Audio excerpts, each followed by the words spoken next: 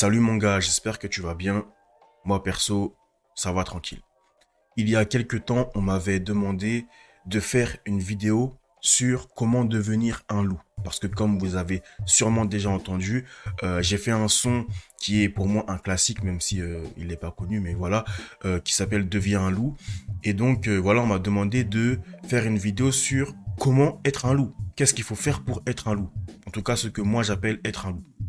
Donc j'ai décidé de faire une petite série de vidéos qui va regrouper les astuces qui selon moi qui te permettront de devenir un loup. D'accord? Donc comme d'habitude, n'hésite pas à t'abonner pour plus de contenu de ce genre et n'hésite pas à mettre un like et un commentaire sur cette vidéo. Donc le conseil que j'ai envie de te partager aujourd'hui pour ce premier épisode de comment devenir un loup, euh, aujourd'hui, j'ai envie que tu comprennes en fait que si tu veux devenir un loup, si tu veux devenir un monstre, tu vas devoir passer par cette étape de compréhension de toi-même. Ce que je veux dire par là, c'est que c'est assez compliqué à expliquer et beaucoup de personnes ne vont peut-être pas comprendre ce que je veux dire par là, mais tant que intérieurement, tu es toujours en mode, tu as besoin des autres pour te sentir bien, tu as besoin d'avoir des amis pour avoir le sourire, tu as besoin d'être en couple avec une femme parce que sinon tu te sens seul, tu te sens vide.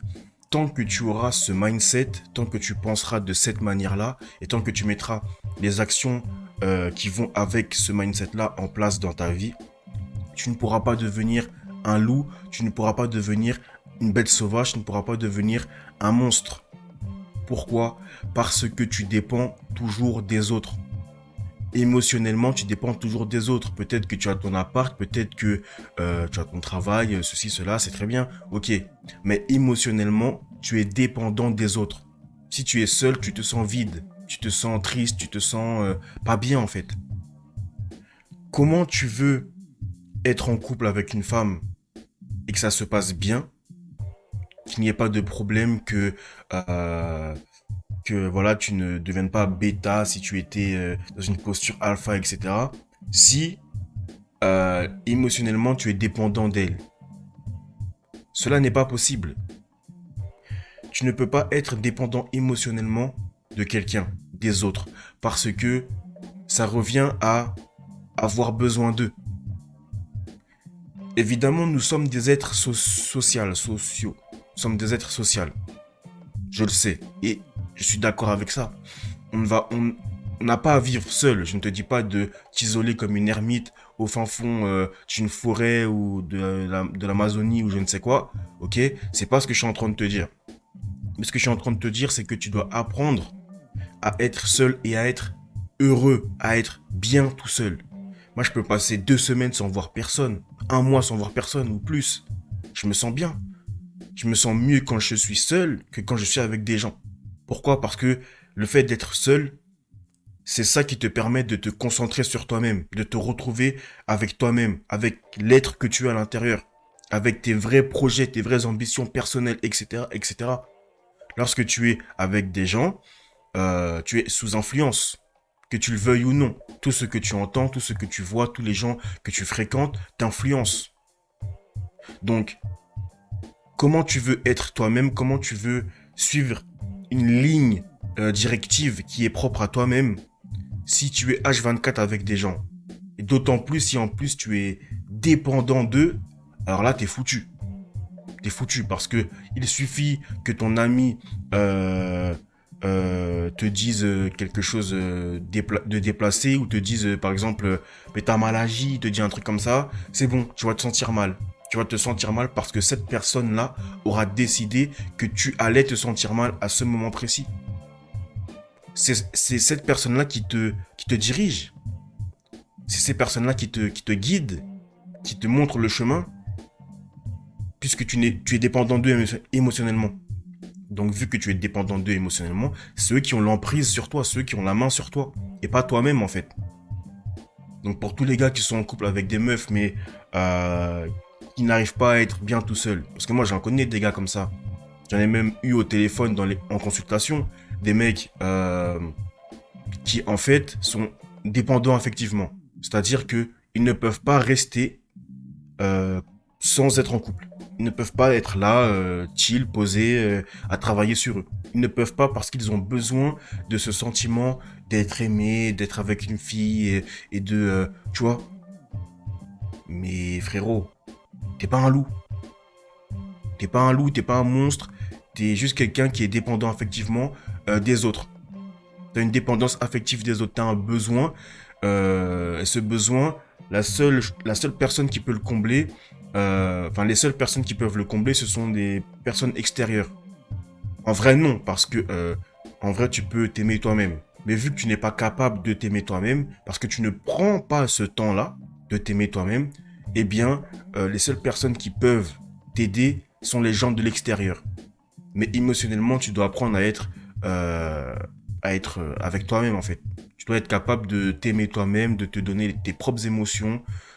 Si tu veux aller au cinéma tout seul, bah, tu vas tout seul. T'as pas besoin d'être avec une meuf ou avec je sais pas qui. Ok? Donc ça, pour moi, c'est essentiel si tu veux devenir un loup, frère. Si tu veux devenir un loup, frérot, t'es obligé de passer par cette phase de comprendre que, en fait, ce n'est pas une nécessité d'être en couple. Ce n'est pas une nécessité d'avoir des amis. Attention, c'est une bonne chose d'avoir des amis. C'est une bonne chose d'être en couple. Je ne dis pas. Mais cela n'est pas une nécessité.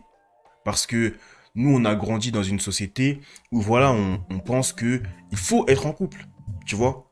Par exemple, moi, des fois, je parle avec des gens qui sont en couple, des couples misérables de misère. Enfin, voilà. Et lorsque ces personnes-là me disent, est-ce que toi, Gambari, tu es en couple? Je leur dis, bah non, je ne suis pas en couple. Et ces personnes-là me disent, bah en gros, ils pensent qu'ils sont supérieurs parce que justement ils sont en couple.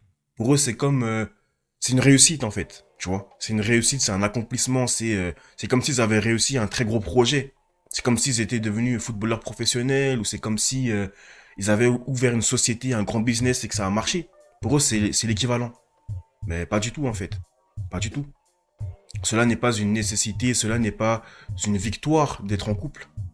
Si tu penses encore comme cela, si tu penses que cela est une victoire d'être en couple, tu ne pourras pas devenir un loup.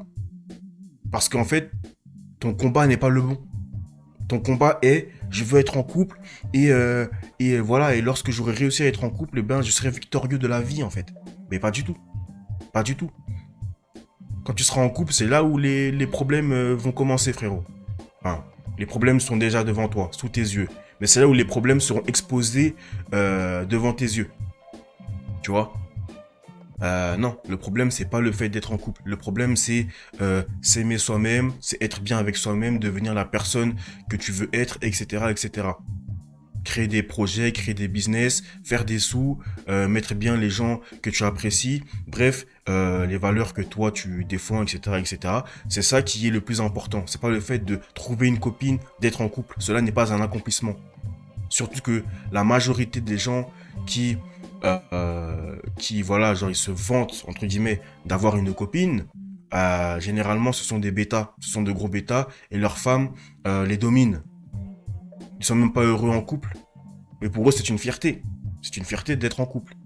Mais moi, je préfère avoir la fierté de m'aimer moi-même. Tu vois ce que je veux dire?